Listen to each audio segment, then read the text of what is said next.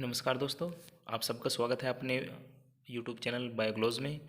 और मैं आशा करता हूँ कि आप सब स्वस्थ होंगे और अपनी पढ़ाई में व्यस्त होंगे। तो आज का हमारा लेसन है लेसन नंबर 8, जिसका नाम है मानव स्वास्थ्य एवं रोग। क्योंकि लेसन नंबर 7 जो है कोविड की वजह से छुटवा दिया गया है, तो अब हम नेक्स्ट टॉपिक पढ़ेंगे लेसन नंबर 8 मानव स्वास्थ्य एवं रोग। तो चलिए हम सबसे पहले बात करते हैं अपने टॉपिक पे कि जो स्वास्थ्य है, आखिरकार हम स्वास्थ्य किसे कहेंगे। देखिए, अगर मान लिया हम बात करें स्वास्थ्य की, तो जो फिजिकली रूप से या जिसमें कोई रोग ना हो जिस व्यक्ति में, उसे स्वास्थ्य कहा जाएगा।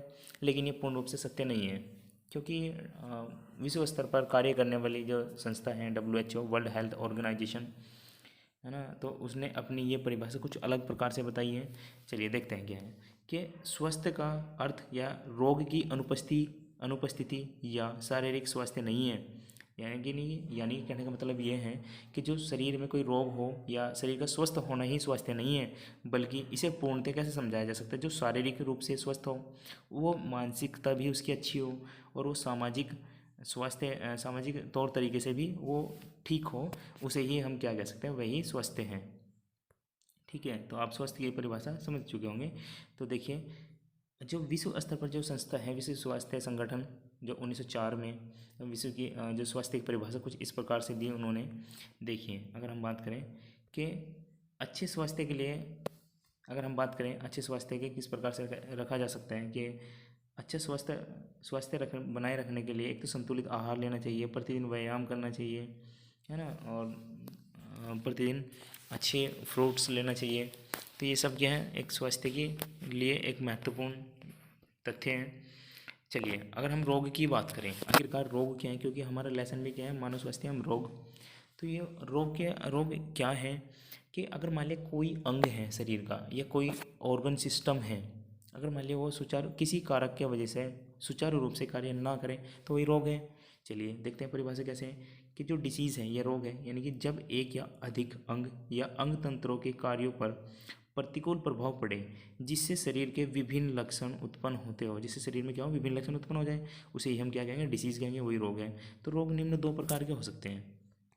देखिए, एक तो वे रोग होंगे जो जन्मजात हैं, ठीक है। एक दूसरे वे रोग होंगे जो यानी कि बाह्य रूप से मिले, पर्यावरण से लग जाएंगे या कुछ और अदर बाहर से रोग लगेंगे। एक है कि जो जन्मजात होते हैं रोग। तो देखते हैं रोगों को कितने भागों में बांटते हैं। तो रोगों को निम्न 2 प्रकार से बांटा जा सकता है। सबसे पहले जन्मजात या वंशागत रोग। वंशागत के मतलब क्या है, जो पीढ़ी दर पीढ़ी चलते हैं। चलिए, यानी कि वे रोग जो पीढ़ी दर पीढ़ी वंशागत होते हैं, उन्हें उन्हें हम क्या कहेंगे, वे सब जन्मजात रोग हैं या वंशागत रोग हैं। जैसे हीमोफीलिया है, जिसमें व्यक्ति का ब्लड का थक्का नहीं जमता। वर्णांधता है, जो कलर ब्लाइंडनेस के हैं, ठीक है ना। और दूसरा और भी बहुत सारे रोग हैं जो कि वंशागत होते हैं, ठीक है। उपार्जित, अगर मान लिया हम उपार्जित रोग की बात करें या एक्वायर्ड जो डिसीज़ हो सकती हैं, वे कौन कौन सी हैं, यानी कि ये रोग जन्म के बाद विभिन्न कारणों से होते हैं, ठीक है। उपार्जित रोग यानी कि जो बाह्य वातावरण से मिल रहे हैं या बाह्य वातावरण से लग रहे हैं, ठीक है ना, वे कौन कौन से हो सकते हैं।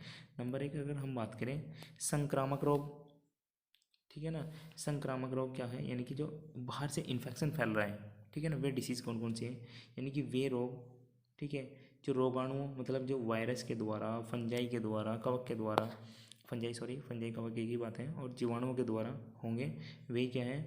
और ये एक मनुष्य से, यानी कि एक मनुष्य से या एक जीव से दूसरे जीव में संचरित होंगे, उन्हें क्या कहेंगे हम, संक्रामक रोग कहेंगे। जैसे अभी करंट में चला हुआ है कोरोना, ये भी एक संक्रामक रोग है, और इसका मुख्य कारण क्या है, वायरस है। देखिए, अगर मान लिया हम वायरस, जैसे हम इस बारे में बता भी रहे हैं कि जो संक्रामक रोग है वे क्या होंगे, एक माध्यम से दूसरे माध्यम में पहुंचेंगे, ठीक है। जैसे मलेरिया है, जो कि प्लाज्मोडियम के द्वारा फैलता है, लेकिन वह कौन होगा, इसका एनाफ्लीज मच्छर होगा, मादा एनाफ्लीज मच्छर, ठीक है। जुकाम है, राइनो वायरस के कारण होता है। एड्स है, HIV वायरस के कारण होगा। ये सब क्या है, ये सब संक्रामक रोग हैं। इस रोग के अगर मान लिया हम देखें कि जो ये रोग हैं, आखिरकार ये रोग मैं अभी बता भी चुका हूँ कि जो संक्रामक रोग होंगे, वे एक तो विषाणु होंगे, जीवाणु होंगे, कवक होंगे, प्रोटोजोआ होंगे, है ना, हेलमिंथ होंगे, निमेटोड हैं। इन सब के द्वारा ही क्या है, संक्रामक रोग फैलते हैं। वे बात अलग है कि जिनसे रोग फैलता है, देखो, जो रोग उत्पन्न कर रहे हैं उन्हें तो हम कहेंगे रोगजनक, रोग जनक मतलब ये रोग उत्पन्न कर रहे हैं। लेकिन जो रोगों को एक माध्यम से मतलब एक जीव से दूसरे जीव में लेकर जा रहे हैं, ठीक है, एक जीव से अगर मान लीजिए कुछ है, ये एक कीट है, तो यहाँ से इस रोग को लेकर जा रहे हैं इस प्रकार, तो इसे हम क्या कहेंगे, रोग वाहक। ठीक है ना, ये चीज़ समझ में आई। चलिए आगे चलते हैं। अब देखिए, हमने संक्रामक रोग के बारे में बात की, यानी कि वे सभी रोग जो एक माध्यम से एक जीव से दूसरे जीव में चले जाएंगे, चाहे माध्यम कोई भी हो, तो वे सब संक्रामक रोग है। लेकिन अगर असंक्रामक रोग की बात करें, यानी कि जो एक जीव से दूसरे जीव में नहीं लगते, वे सब क्या है, असंक्रामक रोग है। जैसे यानी कि वे रोग जो एक व्यक्ति से दूसरे व्यक्ति में संचरित नहीं होते, है ना, ये सब क्या है, असंक्रामक रोग है। जैसे कैंसर है, ठीक है, चोट लगना है, डायबिटीज़ है, ये सब क्या है, असंक्रामक रोग है। देखिए यहाँ ये हेडिंग बहुत इंपॉर्टेंट है, रोगजनक। अभी मैंने बताया आपको कि जो रोगजनक है ये पैथोजन है, यानी कि वे सभी जीव जो रोग उत्पन्न करेंगे वे सब रोगजनक हैं। जैसे प्लाज्मोडियम है, प्लाज्मोडियम एक प्रोटोजोआ है, ठीक है, और लेकिन इसका रोग वाहक कौन है, एनाफ्लीज, मादा एनाफ्लीज मच्छर है। ठीक है, यानी कि जो रोग उत्पन्न करेगा वो रोगजनक है, और जो रोगों को लेकर जाएगा वो क्या है, रोग वाहक है। ठीक है, आप ये देखिएगा, रोग वाहक यानी कि वेक्टर, यानी कि वे जीव जो रोग जनक को एक स्थान से दूसरे स्थान तक, यानी कि एक जीव से दूसरे जीव तक लेकर जाते हैं, वे क्या है, रोग वाहक हैं। वे सब क्या है भाई, रोग वाहक हैं। तो चलिए अब हम बात करते हैं, कुछ रोगों की देख लेते हैं कि जो यानी कि वे सभी रोग जो विषाणुओं के द्वारा होंगे। ठीक है, वे सब रोग कौन कौन से हैं जो विषाणु के द्वारा हो रहे हैं। तो सबसे पहले हम बात करते हैं खसरा है, ठीक है, तो ये इसका जो रोगजनक है वो मिसलेस है, और संक्रमण में विधि क्या है इसकी, वायु के द्वारा और छींकने से खसरा फैलता है।